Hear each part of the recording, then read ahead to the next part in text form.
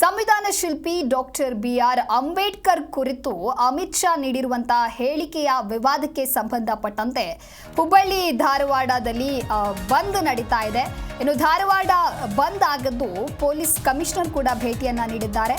ದಲಿತ ಮುಖಂಡನಿಂದ ವ್ಯಾಪಾರಿ ಮೇಲೆ ಹಲ್ಲೆ ಮಾಡಲಾಗಿದೆ. ಧಾರವಾಡ ಬಂದ್ ಜೊತೆಗೆ ಬೀದಿ ಬದಿ ವ್ಯಾಪಾರಿ ಮೇಲೆ ಹಲ್ಲೆಯನ್ನ ನಡೆಸಲಾಗಿದೆ. ದಲಿತ ಮುಖಂಡನಿಂದ ವ್ಯಾಪಾರಿ ಮೇಲೆ ಹಲ್ಲೆ ಮಾಡಲಾಗಿದೆ. ಧಾರವಾಡ ಶ್ರೀನಗರ ಸರ್ಕಲ್ ಬಳಿ ಅಂಗಡಿ ಮುಚ್ಚಲು ಒತ್ತಾಯವನ್ನ ಮಾಡಿದ್ದಾರೆ.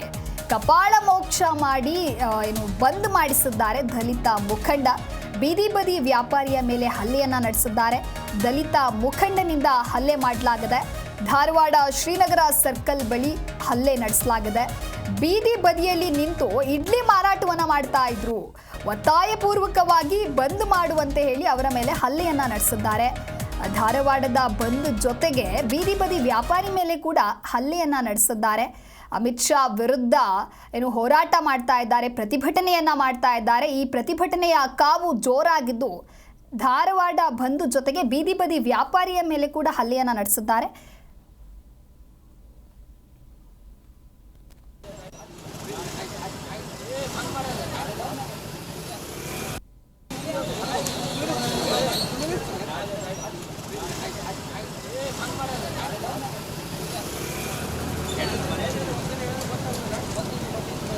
ಧಾರವಾಡ ಬಂದ್ ಜೊತೆಗೆ ಬೀದಿ ಬದಿ ವ್ಯಾಪಾರಿ ಮೇಲೆ ಹಲ್ಲೆಯನ್ನ ಮಾಡಲಾಗಿದೆ. ಇನ್ನು ನೀವು ದೃಶ್ಯದಲ್ಲಿ ಗಮನಿಸ್ತಾ ಇರ್ಬೋದು ಯಾವ ರೀತಿಯಲ್ಲಿ ಹಲ್ಲೆಯನ್ನ ಮಾಡ್ತಾ ಇದ್ದಾರೆ. ದಲಿತ ಮುಖಂಡ ಕಪಾಳ ಮೋಕ್ಷವನ್ನ ಮಾಡಿದ್ದಾರೆ.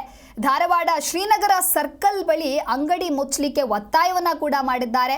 ದಲಿತ ಮುಖಂಡನಿಂದ ವ್ಯಾಪಾರಿಯ ಮೇಲೆ ಹಲ್ಲೆಯನ್ನ ನಡೆಸಿದ್ದಾರೆ. ದೃಶ್ಯದಲ್ಲಿ ನೀವು ಕೂಡ ಗಮನಿಸ್ತಾ ಇರಬಹುದು ಪ್ರತಿಭಟನೆಯ ಕಾವು ಹೇಗಿದೆ, ಎಷ್ಟು ಜೋರಾಗಿ ಪ್ರತಿಭಟನೆ ನಡೀತಾ ಇದೆ. ದಲಿತ ಮುಖಂಡರು ಬೀದಿ ಬದಿ ವ್ಯಾಪಾರಿಯ ಮೇಲೆ ಯಾವ ರೀತಿಯ ಅಂಗಡಿ ಮುಚ್ಚಲು ಒತ್ತಾಯ ಮಾಡ್ತಾ ಇದ್ದಾರೆ ಅನ್ನೋದನ್ನ ಗಮನಿಸ್ತಾ ಇದ್ದೀರಾ. ಧಾರವಾಡ ಬಂದ್ ಜೊತೆಗೆ ಬೀದಿ ಬದಿ ವ್ಯಾಪಾರಿಯ ಮೇಲೆ ಹಲ್ಲೆಯನ್ನ ನಡೆಸಲಾಗಿದೆ. ದಲಿತ ಮುಖಂಡನಿಂದ ವ್ಯಾಪಾರಿಯ ಮೇಲೆ ಹಲ್ಲೆಯನ್ನ ಮಾಡಲಾಗಿದೆ. ಧಾರವಾಡ ಶ್ರೀನಗರ ಸರ್ಕಲ್ ಬಳಿ ಅಂಗಡಿ ಮುಚ್ಚಲಿಕ್ಕೆ ಒತ್ತಾಯವನ್ನ ಮಾಡಿದ್ದಾರೆ. ಕಪಾಳ ಮೋಕ್ಷ ಮಾಡಿ ದಲಿತ ಮುಖಂಡ ಅಂಗಡಿಯನ್ನ ಬಂದ್ ಮಾಡಿಸಿದ್ದಾರೆ. ಇನ್ನು ಪ್ರತಿಭಟನೆ ಬಹಳ ಜೋರಾಗಿದ್ದು ಬೀದಿ ಬದಿ ವ್ಯಾಪಾರಿಯ ಮೇಲೆ ಹಲ್ಲೆಯನ್ನ ನಡೆಸಿದ್ದಾರೆ. ದೃಶ್ಯದಲ್ಲಿ ಗಮನಿಸ್ತಾ ಇರ್ಬೋದು ಒಂದು ಕಡೆ ಹೇಗೆ ಬೀದಿ ಬದಿಯ ವ್ಯಾಪಾರಿಗೆ ಅಂಗಡಿಯನ್ನ ಮುಚ್ಚಿ ಅಂತ ಹೇಳಿ ಜಗಳ ಮಾಡ್ತಾ ಇದ್ದಾರೆ, ಯಾವ ರೀತಿ ಹಲ್ಲೆಯನ್ನ ಮಾಡ್ತಾ ಇದ್ದೀರಿ ಅಂತ. ಹೀಗೆ ಕಪಾಳ ಮೋಕ್ಷವನ್ನ ಮಾಡಿ ದಲಿತ ಮುಖಂಡ ಅಂಗಡಿಯನ್ನ ಬಂದ್ ಮಾಡಿಸಿದ್ದಾರೆ. ಪ್ರತಿಭಟನೆ ಯಾವ ರೀತಿ ನಡೀತಾ ಇದೆ ಅಂತ ಹೇಳಿ ನೀವು ಗಮನಿಸ್ತಾ ಇದ್ದೀರಾ. ಧಾರವಾಡದ ಶ್ರೀನಗರ ಸರ್ಕಲ್ನಲ್ಲಿ ಪ್ರತಿಭಟನೆ ಜೋರಾಗಿದ್ದು ಸಂವಿಧಾನ ಶಿಲ್ಪಿ ಡಾಕ್ಟರ್ ಬಿ.ಆರ್. ಅಂಬೇಡ್ಕರ್ ಕುರಿತು ಅಮಿತ್ ಶಾ ನೀಡಿರುವಂತಹ ಹೇಳಿಕೆಯನ್ನ ಖಂಡಿಸಿ ಇಲ್ಲಿ ಪ್ರತಿಭಟನೆಯನ್ನ ಮಾಡಲಾಗ್ತಾ ಇದೆ. ಇನ್ನು ಧಾರವಾಡ ಬಂದಿನ ಜೊತೆಗೇನೆ ಬೀದಿ ಬದಿ ವ್ಯಾಪಾರ ಮಾಡ್ತಿರೋರಿಗೂ ಕೂಡ ಸಂಕಷ್ಟದ ಮೇಲೆ ಸಂಕಷ್ಟ ಎದುರಾಗ್ತಾ ಇದೆ. ಬೀದಿ ಬದಿ ವ್ಯಾಪಾರಿ ಮೇಲೆ ಕೂಡ ಇವರು ಹಲ್ಲೆಯನ್ನ ನಡೆಸಿದ್ದಾರೆ. ದಲಿತ ಮುಖಂಡನಿಂದ ವ್ಯಾಪಾರಿ ಮೇಲೆ ಹಲ್ಲೆಯನ್ನ ಮಾಡಲಾಗಿದೆ. ಧಾರವಾಡ ಶ್ರೀನಗರ ಸರ್ಕಲ್ ಬಳಿ ಅಂಗಡಿ ಮುಚ್ಚಲು ಒತ್ತಾಯವನ್ನ ಮಾಡಿದ್ದಾರೆ. ಕಪಾಳ ಮೋಕ್ಷ ಮಾಡಿ ದಲಿತ ಮುಖಂಡ ಅಂಗಡಿಯನ್ನ ಮುಚ್ಚಿಸಿದ್ದಾರೆ. ಬೀದಿ ಬದಿ ವ್ಯಾಪಾರಿ ಮೇಲೆ ಹಲ್ಲೆಯನ್ನ ಮಾಡ್ತಾ ಇದ್ದಾರೆ. ದಲಿತ ಮುಖಂಡನಿಂದ ಹಲ್ಲೆ ಮಾಡಲಾಗಿದೆ. ಧಾರವಾಡ ಶ್ರೀನಗರ ಸರ್ಕಲ್ ಬಳಿ ಹಲ್ಲೆ ಮಾಡಲಾಗ್ತಾ ಇದೆ. ಬೀದಿ ಬದಿಯಲ್ಲಿ ನಿಂತು ಇಡ್ಲಿ ವ್ಯಾಪಾರವನ್ನ ಮಾಡ್ತಾ ಇದ್ರು, ಇಡ್ಲಿ ಮಾರಾಟವನ್ನ ಮಾಡ್ತಾ ಇದ್ರು. ಒತ್ತಾಯಪೂರ್ವಕವಾಗಿ ಬಂದ್ ಮಾಡುವಂತೆ ಆತನ ಮೇಲೆ ಹಲ್ಲೆಯನ್ನ ನಡೆಸ್ತಾ ಇದ್ದಾರೆ. ಈ ರೀತಿಯಾಗಿ ಧಾರವಾಡದಲ್ಲಿ ಈ ಪ್ರತಿಭಟನೆ ನಡೀತಾ ಇದೆ. ಪ್ರತಿಭಟನೆಯ ಕಿಚ್ಚು ಜೋರಾಗಿದೆ.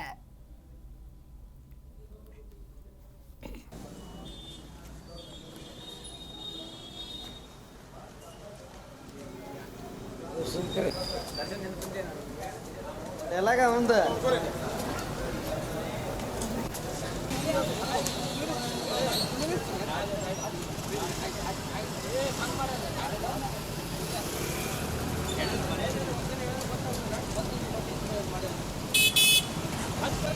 ಬಂದೇನ್ರಿ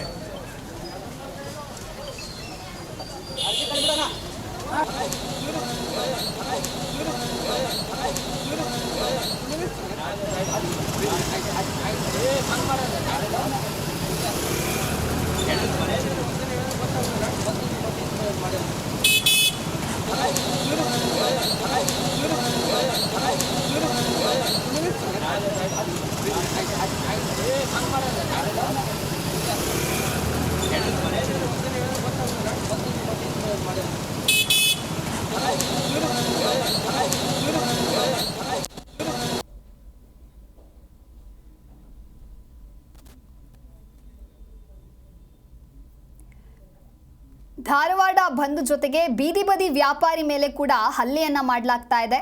ಇನ್ನು ಅಂಬೇಡ್ಕರ್ ವಿರುದ್ಧ ಅಮಿತ್ ಶಾ ನೀಡಿರ್ತಕ್ಕಂತಹ ಹೇಳಿಕೆಯನ್ನ ಖಂಡಿಸಿ ಇಲ್ಲಿ ಪ್ರತಿಭಟನೆಯನ್ನ ಮಾಡಲಾಗ್ತಾ ಇದೆ. ದೃಶ್ಯದಲ್ಲಿ ನೀವು ಗಮನಿಸ್ತಾ ಇರಬಹುದು, ಒಂದು ಕಡೆ ಬಲವಂತವಾಗಿ ಅವರು ಅಂಗಡಿಯನ್ನ ಮುಚ್ಚಿಸೋದಕ್ಕೆ ಪ್ರತಿಭಟನಾ ನಿರತ ಹೋರಾಟಗಾರರು ಅವರ ಮೇಲೆ ಹಲ್ಲೆಯನ್ನ ಮಾಡ್ತಾ ಇದ್ದಾರೆ. ನೀವು ದೃಶ್ಯದಲ್ಲಿ ಗಮನಿಸ್ತಾ ಇರಬಹುದು ಯಾವ ರೀತಿ ಹಲ್ಲೆ ಮಾಡ್ತಾ ಇದ್ದಾರೆ ನೋಡಿ.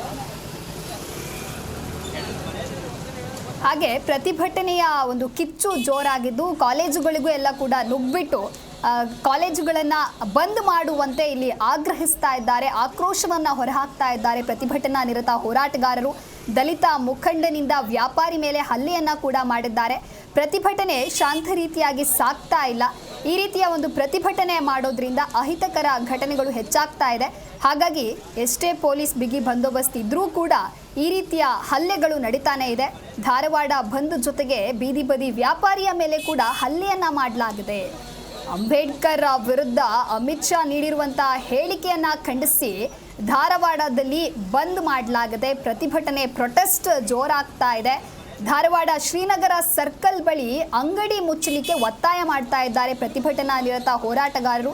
ದೃಶ್ಯದಲ್ಲಿ ಗಮನಿಸ್ತಾ ಇರ್ಬೋದು ಯಾವ ರೀತಿ ಹಲ್ಲೆಯನ್ನ ಮಾಡ್ತಾ ಇದ್ದಾರೆ ಪ್ರತಿಭಟನಾ ನಿರತ ಹೋರಾಟಗಾರರು ಅನ್ನೋದು. ಇನ್ನೊಂದು ಕಡೆ ನೋಡ್ತಾ ಇದ್ರೆ ಶಾಲಾ ಕಾಲೇಜುಗಳಿಗೆ ಪ್ರತಿಭಟನಾಕಾರರು ನುಗ್ಗಿ ಶಾಲೆಗಳನ್ನ ಬಂದ್ ಮಾಡುವಂತೆ ಆಗ್ರಹಿಸ್ತಾ ಇದ್ದಾರೆ, ಆಕ್ರೋಶವನ್ನ ಹೊರಹಾಕ್ತಾ ಇದ್ದಾರೆ. ಈ ಪ್ರತಿಭಟನೆ ಶಾಂತ ರೀತಿಯಲ್ಲಿ ಸಾಗ್ತಾ ಇಲ್ಲ. ಇನ್ನು ಅಹಿತಕರ ಘಟನೆಗಳು ನಡೆಯುವಂತಹ ಸಾಧ್ಯತೆಗಳು ಕೂಡ ಇದೆ ಅಂತ ಹೇಳ್ಬೋದು.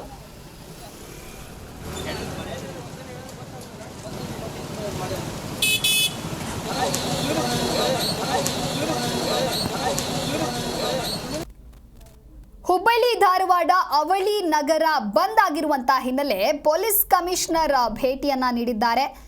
ದಲಿತ ಪರ ಸಂಘಟನೆಗಳಿಂದ ಹುಬ್ಬಳ್ಳಿ ಧಾರವಾಡ ಬಂದ್ಗೆ ಕರೆ ನೀಡಲಾಗಿತ್ತು. 2,000ಕ್ಕೂ ಹೆಚ್ಚು ಪೊಲೀಸ್ ಹೋಮ್ ಗಾರ್ಡ್ಸ್ ನೇಮಕ ಮಾಡಲಾಗಿದೆ. ಪೊಲೀಸ್ ಆಯುಕ್ತ ಎನ್ ಶಶಿಕುಮಾರ್ ಈ ರೀತಿ ಹೇಳಿಕೆಯನ್ನ ಕೊಟ್ಟಿದ್ದಾರೆ. ಅಹಿತಕರ ಘಟನೆ ನಡೆದಿಲ್ಲ, ಶಾಂತಿಯುತವಾಗಿ ಪ್ರತಿಭಟನೆ ನಡೀತಾ ಇದೆ ಎನ್ನುವಂತ ಹೇಳಿಕೆಯನ್ನ ಕೊಟ್ಟಿದ್ದಾರೆ. ಹುಬ್ಬಳ್ಳಿ ಧಾರವಾಡ ಅವಳಿ ನಗರ ಬಂದ್ ಪೊಲೀಸ್ ಕಮಿಷನರ್ ಭೇಟಿಯನ್ನ ನೀಡಿದ್ದಾರೆ. ದಲಿತ ಪರ ಸಂಘಟನೆಗಳಿಂದ ಹುಬ್ಬಳ್ಳಿ ಧಾರವಾಡ ಬಂದ್ ಕರೆಯಲ್ಲಿ 2,000ಕ್ಕೂ ಹೆಚ್ಚು ಪೊಲೀಸ್ ಹೋಮ್ ಗಾರ್ಡ್ಸ್ಗಳನ್ನು ನೇಮಕ ಮಾಡಲಾಗಿದೆ.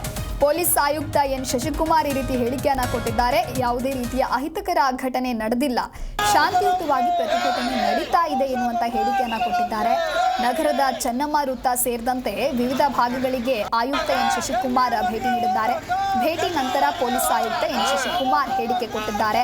ದಲಿತ ಪರ ಸಂಘಟನೆಗಳಿಂದ ಹುಬ್ಬಳ್ಳಿ ಧಾರವಾಡ ಬಂದ್ ಕರೆ ನೀಡಲಾಗಿದೆ. ರಾತ್ರಿಯಿಂದಲೂ ಅಧಿಕಾರಿ ಸಿಬ್ಬಂದಿ ಬಂದೋಬಸ್ತ್ನಲ್ಲಿದ್ದಾರೆ. ದಲಿತ ಪರ ಸಂಘಟನೆಗಳಿಂದ ಹುಬ್ಬಳ್ಳಿ ಧಾರವಾಡ ಬಂದ್ ಕರೆ ನೀಡಲಾಗಿದ್ದು ಬಲವಂತದ ಬಂದ್ಗೆ ಯಾವುದೇ ಅವಕಾಶವನ್ನ ನೀಡಿಲ್ಲ. ಇಲ್ಲಿಯವರೆಗೂ ಯಾವುದೇ ಅಹಿತಕರ ಘಟನೆ ನಡೆದಿಲ್ಲ ಅಂತ ಹೇಳಿ ಶಶಿಕುಮಾರ್ ಹೇಳಿಕೆ ಕೊಟ್ಟಿದ್ದಾರೆ.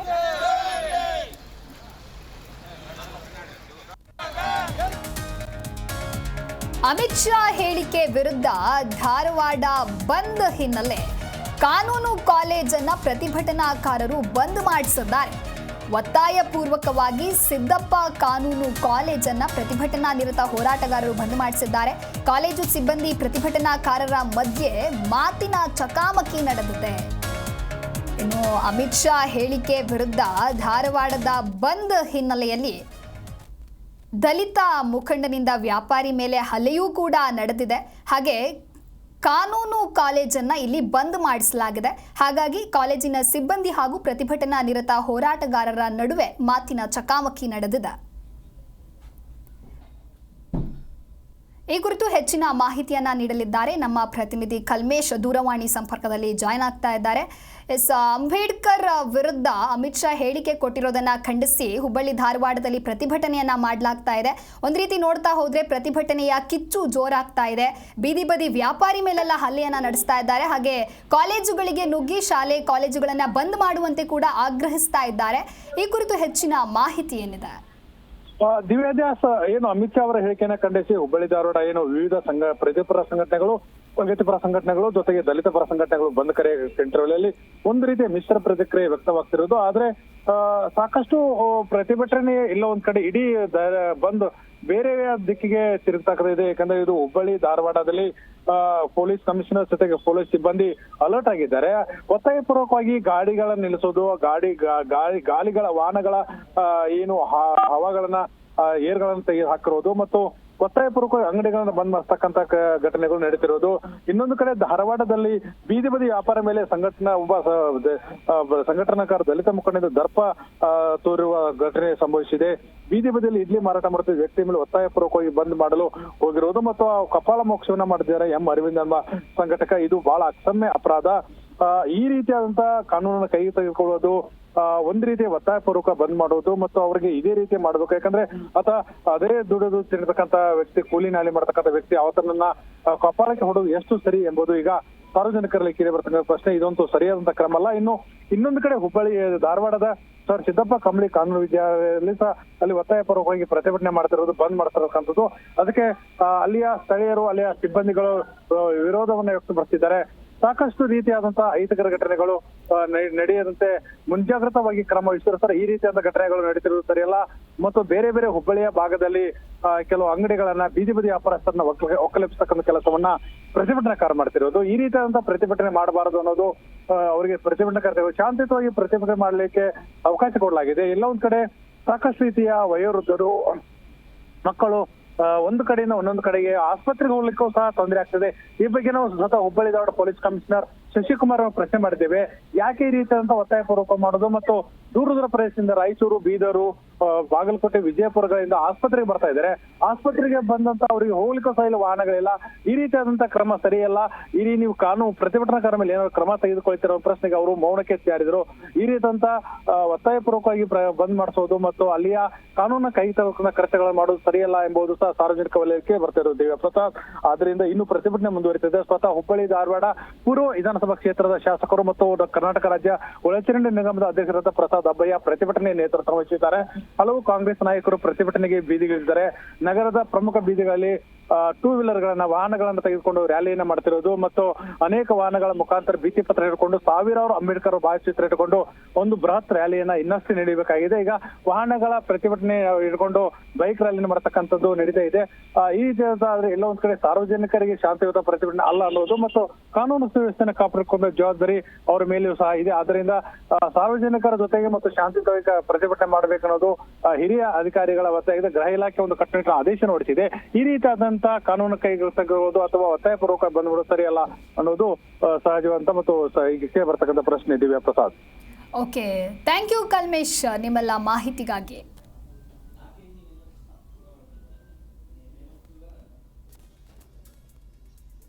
Call for protest in twin cities of Hubli and Dharwad.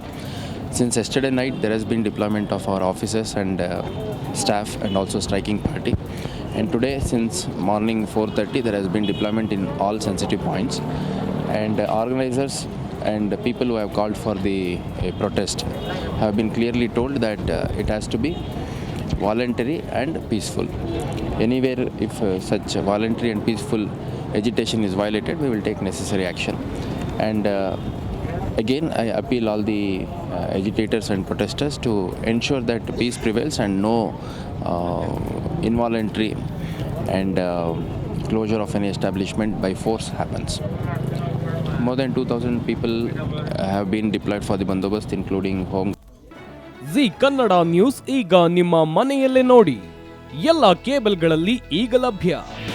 ನಿಮ್ಮ ನೆಚ್ಚಿನ ಜಿ ಕನ್ನಡ ನ್ಯೂಸ್ ಈಗ ಸನ್ ಡೈರೆಕ್ಟ್ ನಲ್ಲಿ number 292, Tata play number 1664, Jio TV number 1334, NXT digital number 30, in cable number 30, city networks 51, U digital number 162, GTPL number 17, Rockline telecommunications number 42, Shri Basaveshwara cable number 168, rural cable network 60, Vinayaka digital 57, Abhishek cable 821, city channel 53, Siddeshwara cable network 57, V4 digital Infotech 628, Surya digital networks 53, Gajanan digital number 836, Malnad Infotech private limited number 56, Metrocast number 830, victory digital number 167ರಲ್ಲಿ ನೋಡಿ ಆನಂದಿಸಿ.